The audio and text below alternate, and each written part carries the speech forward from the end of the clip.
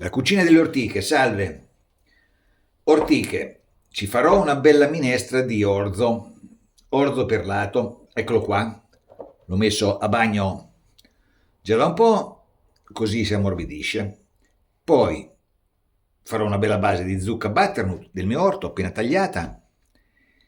L'ortica invece ci faccio un pesto con pinoli, aglio e olio, senza formaggio perché vorrei fare una cosa completamente vegana.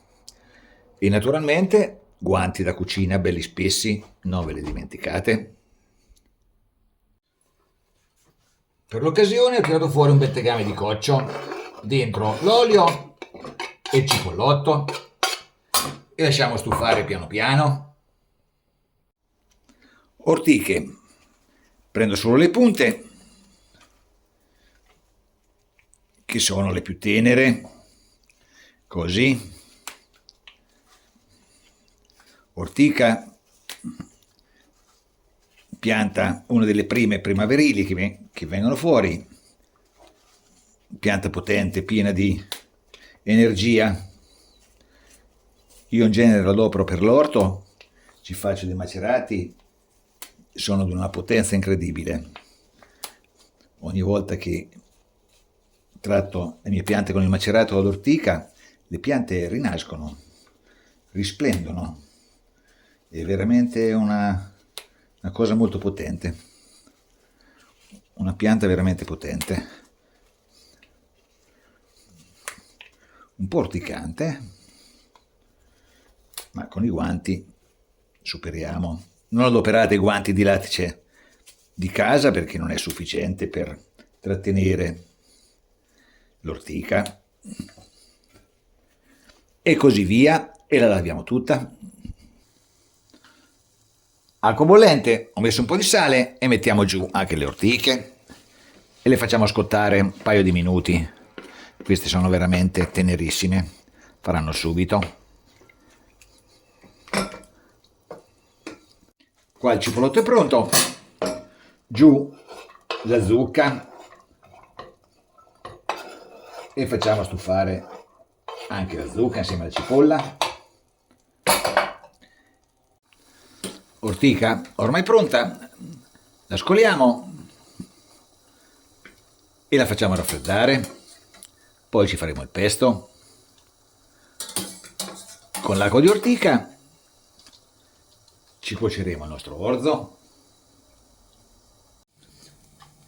ben sciacquato, lo mettiamo dentro insieme alla zucca.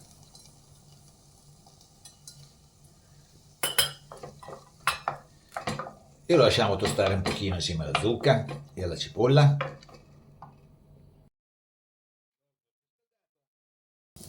E adesso giù la nostra acqua alle ortiche e lasciamo cuocere l'orzo.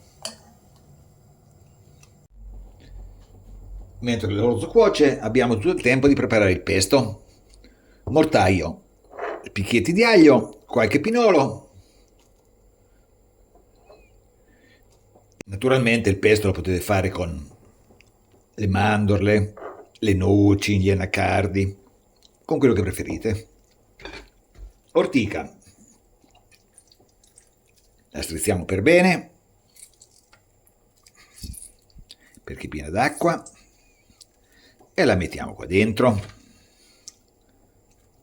Non picca più. Strizzare per bene.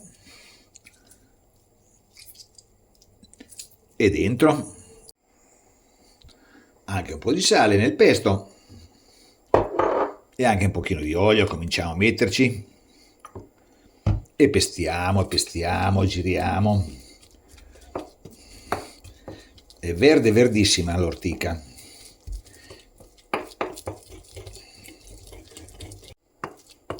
Ormai cominciamo a esserci e adesso, se non si vuole esagerare con l'olio, allunghiamo con un pochino di acqua. Col formaggio sarebbe perfetta, ma oggi abbiamo detto niente formaggio. Un goccio di acqua di ortica e dovrebbe essere sufficiente. far diventare il pesto abbastanza fluido. Sì, va benissimo. Pesto di ortica pronto. E adesso aspettiamo pazientemente lo risotto.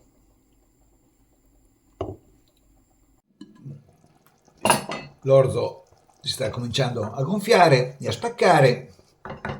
Aggiustiamo di sale perché ho assaggiato, è un pochino insipido. E mettiamo anche un pochino di pepe.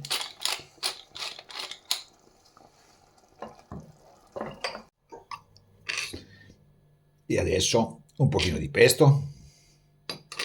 E poi andiamo in tavola. Orzo perlato con zucca butternut e pesto di ortica. Buon appetito!